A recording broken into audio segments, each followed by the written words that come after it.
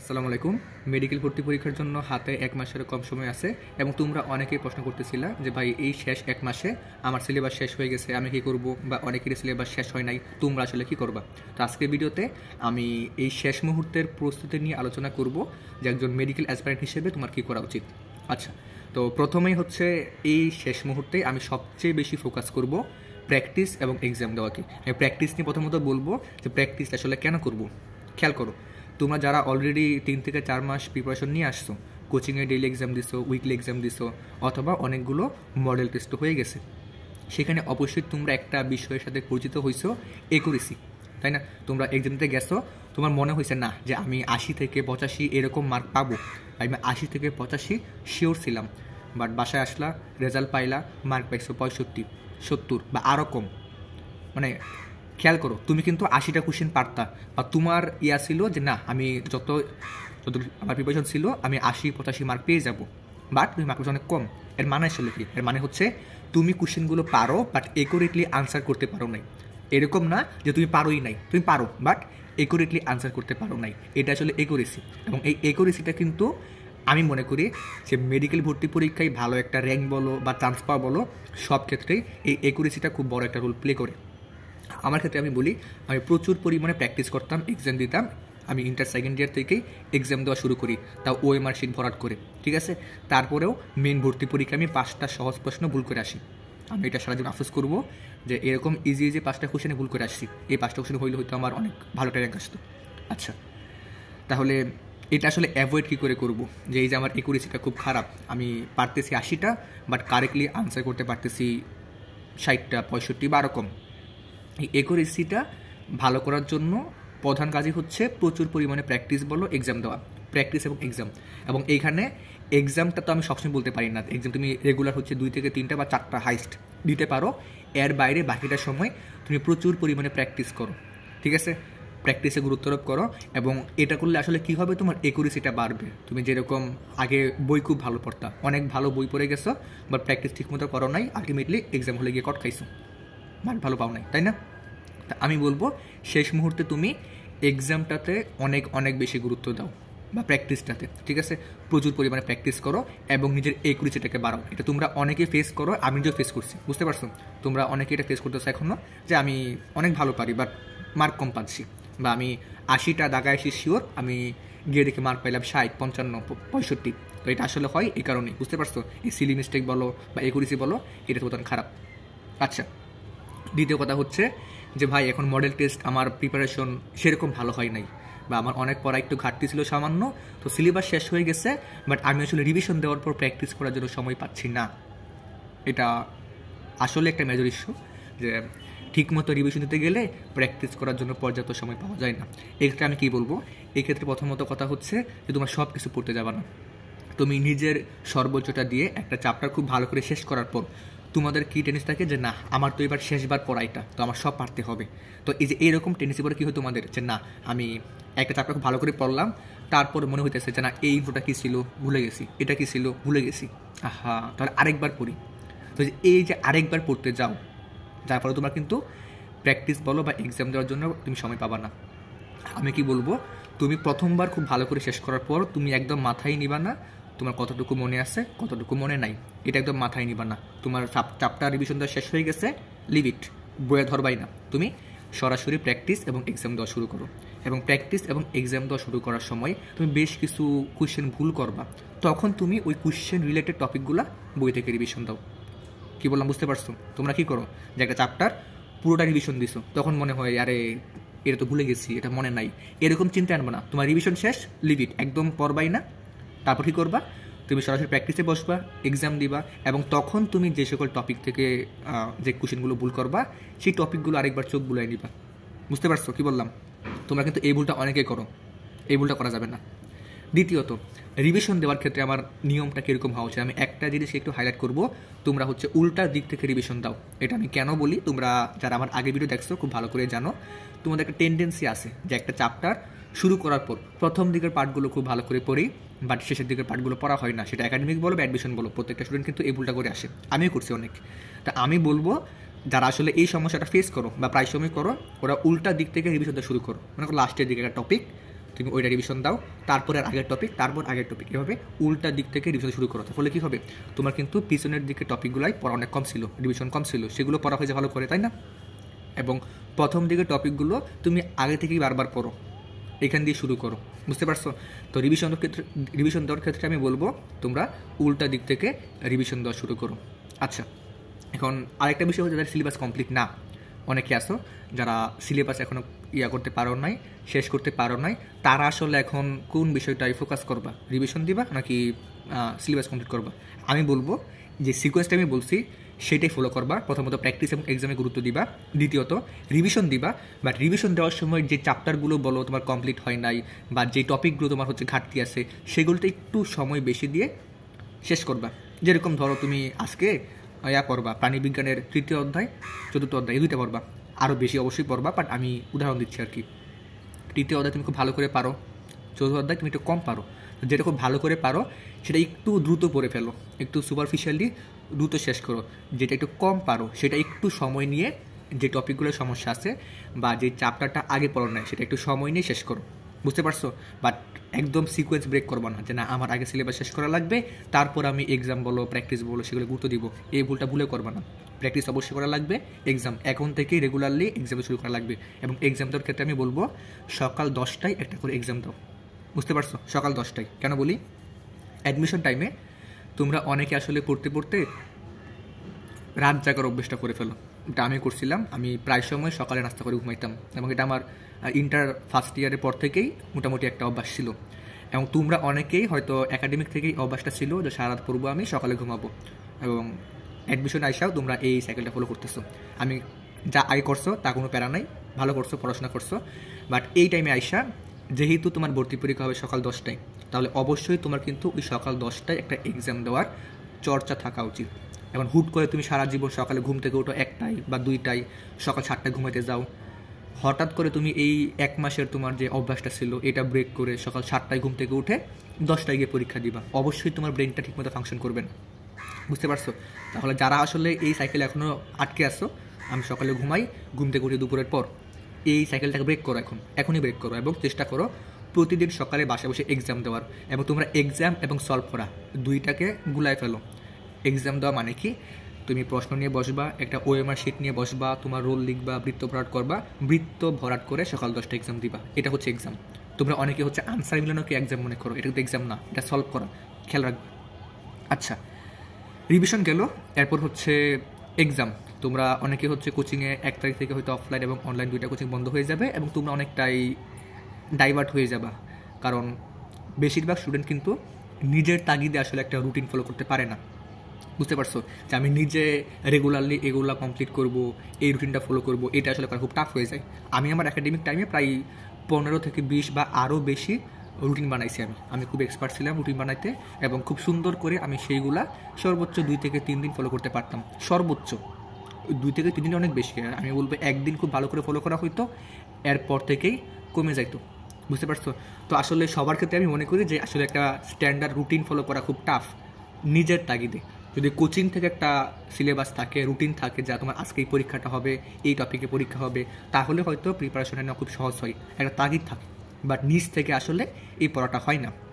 আমি কি বলবো, তোমরা একটু কষ্ট হলেও একটা রিভিশন রুটিন বানায় ফেলো, যে যেহেতু তোমার সিলেবাস কতটুকু বাকি আছে বা কমপ্লিট হয়ে গেছে, তোমার কোনগুলো ঘাটতি আছে, এরকম কোনগুলো কঠিন কোনগুলো সহজ ভাগ করে একটা রুটিন বানায় ফেলো এবং ডেইলি টার্গেট সেট আপ করো।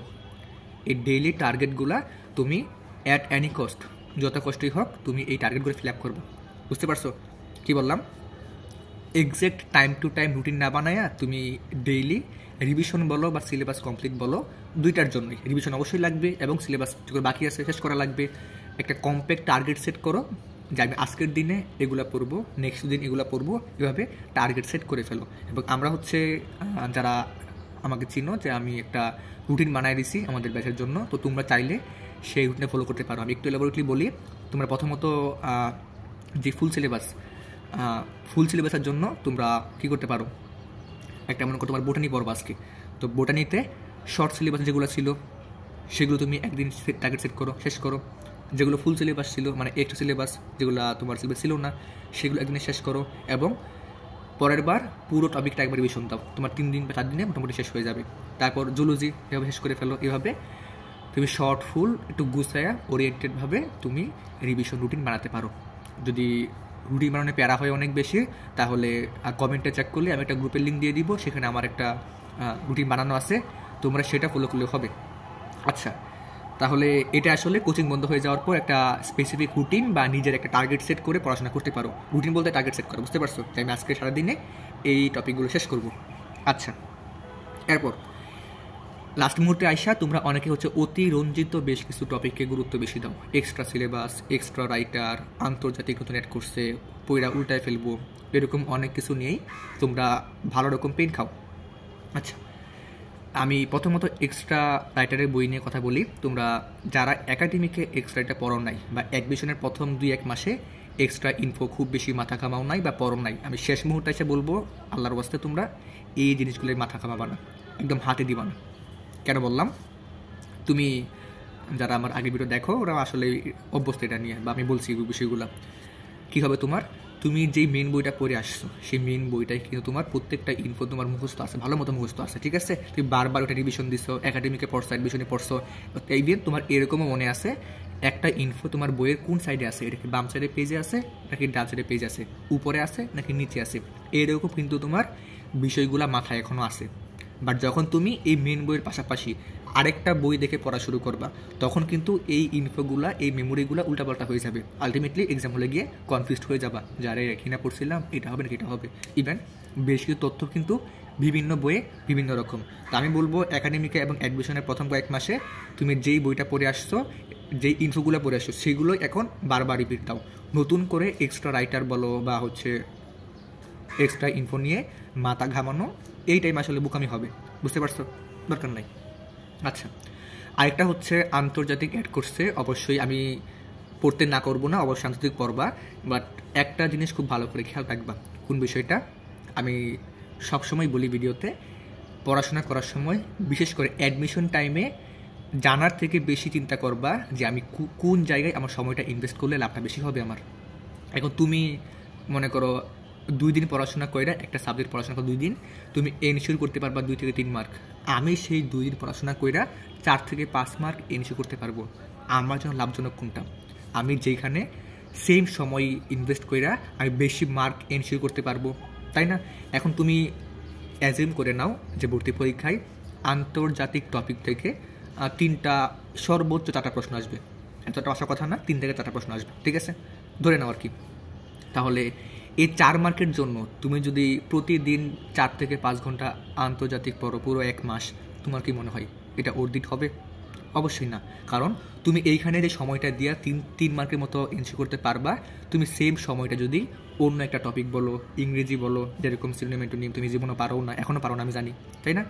প্রিপোজিশন বলো, এখনও কনফিউজড হয়ে যাও, ইডিয়মস বলো, ফ্রেজ বলো, ক্লজ বলো, তুমি এখনও ঠিকমতো পারো না, তুমি সেইখানে এই সময়টা ইনভেস্ট করলে আরও বেশি মার্ক ক্যারি করতে পারবা, প্রায় 5 থেকে 6 মার্ক এনশিওর করতে পারবা। দেখো, তুমি সেম সময় ইনভেস্ট কইরা তুমি আন্তর্জাতিকে 3 মার্ক শিওর পাইবা বা এনশিওর করতেছো, বাট একই সময় তুমি ইংরেজি মনোযোগ দিয়ে কি পেয়েছো, তুমি 5 থেকে 6 মার্ক এনশিওর করতে পারবা। তোমার জন্য বেনিফিশিয়াল কোনটা? তোমার জন্য কিন্তু এই যে আমি কোনো কিছু গ্যাপ দিব না, আমি কিন্তু একদম বলতেছি না যে আন্তর্জাতিক পড়া লাগবে না, অবশ্যই পড়বা, বাট সিলেক্টিভ পড়াশোনা করবা।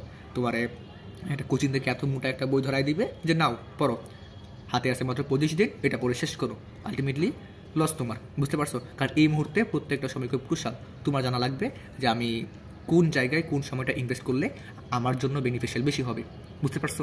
তাহলে এটা একটু মাথায় ঢুকে না, আমি বেশি কিছু বলবো না, আমি একটা কথাই বলবো, তুমি চিন্তা করবা যে আমার কোন জায়গায় সময়টা ইনভেস্ট করলে আমার জন্য বেনিফিশিয়াল বেশি হবে, আমি বেশি মার্ক এনশিওর করতে পারবো। আমি কি মাত্র 2-1 মার্কের জন্য খুব বেশি টাইম ওয়েস্ট করতেছি? এই সময়টা আমি অন্য জায়গায় ইনভেস্ট করি যাতে করে আমার মার্কটা বেশি আসে, বুঝতে পারছো? তো এটাই এক্সট্রা ইনফো বলো বা হচ্ছে আন্তর্জাতিক, এগুলো অবশ্যই পড়বা। আমি একদম নিরুৎসাহিত করব না যে পড়া লাগবে না, তবে খেয়াল রাখা লাগবে যে আমি আসলে এই বিষয়গুলোতে মনোযোগ দিতে গিয়ে আমি কি আসলে লাভ হইতেছে আমার নাকি লস হইতেছে, বুঝতে পারছো? এটা অবশ্যই খেয়াল রাখা লাগবে। আমি একটু বলি যে আমার মেডিকেল ভর্তি পরীক্ষায় মেরিট ছিল 52তম, বুঝতে পারছো? তো আমার পিছনে অনেক ফ্রেন্ড ছিল আমার, যারা আমার কলেজের আর কি, নটরডেম কলেজের। তো ওইখানে অনেকেই ছিল যারা কলেজের র্যাঙ্কে খুব ভালো ছিল আমার, বা বায়োলজি বলো, ফিজিক্স, কেমিস্ট্রি, প্রত্যেকটা সাবজেক্টে আমার থেকে অনেক ভালো দখল ছিল, বা এখনও বলো আমার থেকে অনেক ভালো দখল ছিল ওদের প্রিপারেশনের ক্ষেত্রে, বুঝতে পারছো? বাট ওরা কিন্তু আমার থেকে 150, 200, 300, 400, 500, ইভেন হাজারের বাইরে র্যাঙ্ক পাইছে। কেন পাইছে আসলে? কারণ একটা প্রপার স্ট্র্যাটেজি ছিল না। এটা তোমরা আসলে এটা বুঝতে পারছো কিনা, যে মনে করো যে তোমরা সবাইকে বলে যে মেন বই পড়ো, মেন বই পড়ো, অবশ্যই মেন পড়া লাগবে, বাট এই যে এই একটা জায়গায় তোমাকে কেন্দ্রীভূত করে ফেলতেছে, বুঝতে পারছো? তুমি দেখো তোমার মেন বই কিন্তু ইনফোগুলো ওরিয়েন্টেড না, গুছানোর না। তোমাদেরকে অনেকে হচ্ছে কোচিংয়ের বই পড়তে নিরুৎসাহিত করে, আমি কখনোই করি নাই। আমি বারবার বলি যে কোচিংয়ের বই বা কম্পিনিয়ন বই, সহায়ক বই খুব ভালো করে পড়ো। কেন বলি? কারণ আমি জানি বা আমি ফেস করছি বিষয়গুলা, যে আমার মেন বই পড়তে গিয়ে আমি অনেক এরকম ইনফো ফেস করি যেগুলো আমার জীবনে ভর্তি পরীক্ষায় আসবেও না, প্রয়োজন নাই, বাট আমি বুঝতে পারি না যে আমার কোনগুলো স্কিপ করা লাগবে, আমার কোনগুলো পড়া লাগবে, কোনগুলো পড়া লাগবে না। এটা আমি খুব ভালো করে বুঝতে পারি একটা কোচিংয়ের বই, একটা কম্পিনিয়ন বই, অথবা পাবলিকেশনের মেডি সিরিজের বইগুলো দেখা। তাহলে দেখো তোমার কি মনে হয় যে মেডি সিরিজের বইগুলো কি ইনফো কম দেওয়া, বা তোমার যে ইয়াগুলো আছে কী বলে মেন বই আছে, মেন বই কেন পড়া লাগে, আর তোমার এই বিষয়গুলো মাথায় সেট করা লাগে, ব্যাখ্যামূলক প্রশ্ন পড়া লাগে একাডেমিকে, তাই না? মেন বই ইম্পর্টেন্ট, মেন বই অবশ্যই পড়া লাগবে, আমি একদম কিন্তু এটাকে ভুলভাবে নিবা না, বুঝতে পারছো? মেন বই অবশ্যই পড়বা, বাট যে কম্পিনিয়ন বুকগুলো আছে সেইখানে শুধুমাত্র ওই ইনফোগুলো আছে যেগুলো মেডিকেল ভর্তি পর্যন্ত ইম্পর্টেন্ট, কোনো এক্সট্রা ভালগার বা ফালতু জিনিস দেওয়া নাই। যেরকম সূত্রের প্রতিপাদন বলো, একটা সূত্র লিখছে, এটা ব্যাখ্যা দেওয়া আছে কেন এরকমটা হয়েছে, এই কেন টাইপ ব্যাখ্যা এখন আসলে পড়াটা অর্ধেক না, তোমরা ভালো করে জানো, বুঝতে পারছো? এই জন্য বলবো যে প্রপার একটা স্ট্র্যাটেজি মেনটেন করো। স্ট্র্যাটেজি বলতে কি, যে খুব ওরিয়েন্টেডলি আমার কোন বিষয়গুলো স্কিপ করা লাগবে, কোনগুলো পড়া লাগবে, এখন কি পুরোপুরি মেন বই সব কিছু আমি পড়তে যাবো কি না, অবশ্যই না। মেন বইয়ের সিলেক্টিভ টপিক পড়বো, ডায়গ্রাম লাইন পড়বো, সুপারফিশিয়াল রিভিশন দিব, এবং অবশ্যই একটা কম্পিনিয়ন বুক সাথে রাখবো, যেটা আমি চেষ্টা করবো পুরোটা পড়ার জন্য। প্র্যাকটিস প্রচুর বেশি করবো, প্রচুর এক্সাম দিব, সকাল 10টা এক্সাম দিব, এবং এইখানে এই বিষয়গুলো বুঝতে পারছো, স্ট্র্যাটেজি খুবই ইম্পর্টেন্ট। আরেকটা বিষয় হচ্ছে যে এক্সাম দেওয়ার সময় তোমরা অনেকে একটা মেন্টালিটি রাখো যে আমি স্কিপ করব। কি মনে হয় যে ভাই আমি আসলে নেগেটিভ মার্ক পাইয়া অনেক কম মার্ক চলে আসে, আমি 80টা শিওর ছিলাম, 80টা দাগাইছি আমি, বাট বাকি 20টা আমি আন্দাজি মারছি, আমার 20টাই ভুল হয়েছে, মার্ক হয়ে গেছে 75। একদম ফালতু টপিক, ফালতু চিন্তাভাবনা। তোমার আন্দাজি দাগাইয়া মার্ক কমে এরকম আসলে খুব রেয়ার কেস, খুব রেয়ার। কেন বলি শোনো একটু। বিষয়টা হচ্ছে তুমি যে বললা যে ভাই আমি 80টা শিওর ছিলাম, এই যে আমি আগে টার্ম বলছিলাম একুরেসি, মনে আছে? একুরেসি বিষয়টা বললাম, তোমার কিন্তু একুরেসি 100% না। তুমি এক্সাম দিয়ে এসে বলতেছো, তুমি এক্সাম দিয়ে এসে বলতেছো যে ভাই আমি 80টা একদম শিওর ছিলাম, বাট তুমি এই 80টা শিওর থাকার পরে কিন্তু 80টা কারেক্টলি আনসার করতে আসতে পারো নাই। তোমার 80টার মধ্যে হয়তো 75টা হয়েছে, 70টা হয়েছে, এবং তুমি যে মার্ক বেশি পাইছো কই থেকে আসছে, ওই তোমার আন্দাজি মারছো, এখান থেকে হয়ে গেছে, বুঝতে পারছো? আন্দাজি লাগাইয়া মার্ক কমে এরকম কেস রিয়ার। আমার ক্ষেত্রে আমি শিওর ছিলাম 82টা, আমি মার্ক পাইছি 83.75, মানে বাকি 18টা কোয়েশ্চেন আমি আন্দাজি লাগাইছি, কি হয়েছে আমার 1.75 মার্কসে। আমার এরকম ফ্রেন্ডও আছে যারা হচ্ছে 75টা শিওর ছিল, বাকি 25টা আন্দাজে দেখাইছে, সে মার্ক পাই গেছে 85+ বা 83+, আমার থেকে ভালো অবস্থানে আছে, বুঝতে পারছো? আমি এরকম খুব রেয়ার কেস আমি প্রায় দেখি না বললে চলে। আমি কাদের শুনি যারা আসলে একটুর জন্য চান্স পাই নাই, ওরা একটা সুন্দর কথা বলবে যে ভাই নেগেটিভ পাওয়ার কারণে চান্স হয় নাই। কী বলবে, আমি 70টা শিওর ছিলাম, বাট বাকি 30টা আন্দাজে দেখাইছি, আমি মার্ক পাইছি 65। এটা কি বলে যে নেগেটিভ হওয়ার কারণে আমি চান্স পাই নাই? একদম ভুল কথা। এই যে বললো সে 70টা শিওর ছিল, সে কিন্তু 70টা পারতো, বাট একুরেটলি আনসার করতে পারে নাই। খুবই ইম্পর্টেন্ট কথা, মাথায় ঢুকায় নাও। সে 70টা শিওর ছিল, কিন্তু 70টা সে কারেক্টলি আনসার করতে পারে নাই, সেখানেও সে ভুল করে আসছে, যার ফলে চান্স হয় নাই। তার কিন্তু আন্দাজে দাগানোর কারণে চান্স হয় নাই। আমি এটা, আমার স্টুডেন্ট আছে ফার্মগেটে, তো ও আসলে স্কিপ করতো অনেক। আমি একটু বিষয়টা বলি, ও অনেক বেশি স্কিপ করতো, তো আমি ওকে আসলে বারবার বলতাম যে স্কিপ করবা না, আসলে স্কিপ যেগুলো তুমি পারো না সেগুলো আন্দাজি মানলেও প্রতি 5টা কোশ্চেন থেকে তোমার একটা হয়ে গেলেও তোমার কিন্তু কমবে না, 1 মার্ক কমবে না, বুঝতে পারছো? যে 5টা কোশ্চেন তোমার একটা হয়ে গেলো, 4টা ভুল গেলো, কাটাকাটি হয়ে যাবে। আমি ওকে বারবার বুঝাই বলছি যে তুমি এই কাজটা করবা না, কিন্তু ওর মাথায় কেউ ঢুকাই দিছিল যে নেগেটিভ হওয়ার কোনো চান্স মিস হয় অনেকের।